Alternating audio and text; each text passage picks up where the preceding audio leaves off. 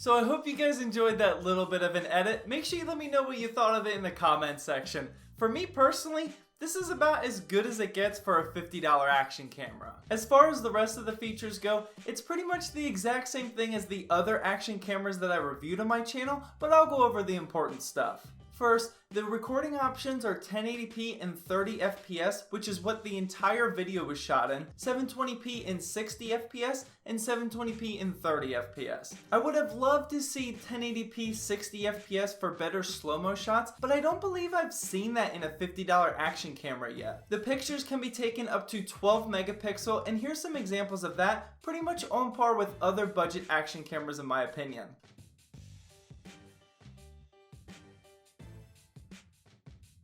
Also, both the picture and videos are recorded at a 170-degree wide angle, and this is not adjustable. In some of the other budget action cameras I reviewed, this could be changed, and I would have loved to see that here. You don't want that super wide angle shot for everything you're shooting, so this is kind of a downfall. The batteries are actually pretty impressive. They claim that they can charge up to 121 minutes for 1080p recording. Notice how I said up to, plus the kit also comes with an extra one, which is pretty cool. The back of the action camera sports a super bright display where you can change every setting you need, which is much better than doing it through the Wi-Fi phone app. Here you can change the things like time-lapse recording timers, anti-shaking, which doesn't work that well. You'll still want to hold this thing with a grip or a gimbal. You can change your color and photo settings, and even an HDR toggle. With the features out of the way, let's move on to a quick physical tour. The front of the camera is where you'll obviously find the lens as well as the power button and speaker. On the right hand side are the up and down buttons. The up button also acts as a Wi-Fi on-off switch. On the back is that super bright screen I already mentioned, and on the left is where all the inputs are. Here you can put a micro SD card up to 32 gigabytes, although my SanDisk 64 gigabytes did work with this. With the micro SD cards, just make sure you take some test footage before you go out and start recording stuff. If you're using a non-supported micro SD card, you won't get any error message when you're actually recording, and you won't know that it wasn't supported until you see that the file wasn't saved. Also on the side is a mini HDMI for TV playback and a micro USB input for charging, and apparently this supports first-person view for drone flying. But I'm not cool enough to test that out, sorry. One thing to note about the physical tour is that the built-in microphone is on the right side above these inputs, which is definitely a weird location. The built-in microphone sounds decent without the waterproof housing. You just have to make sure you're not covering up the microphone here on the side when recording.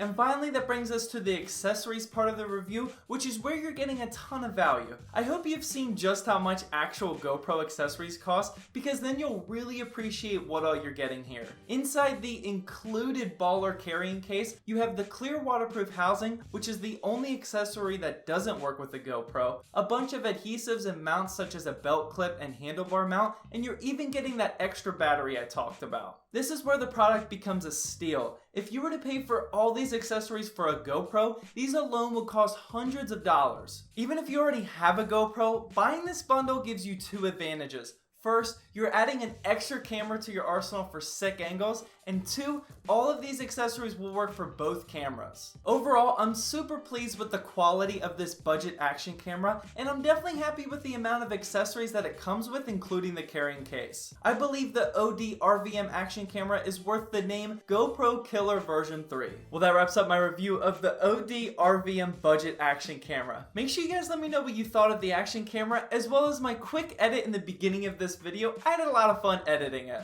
Well, I hope you guys enjoyed this video. Please drop a like down below to help support my channel. And as always, thank you for watching. And please subscribe for more Zach's Tech Turf videos.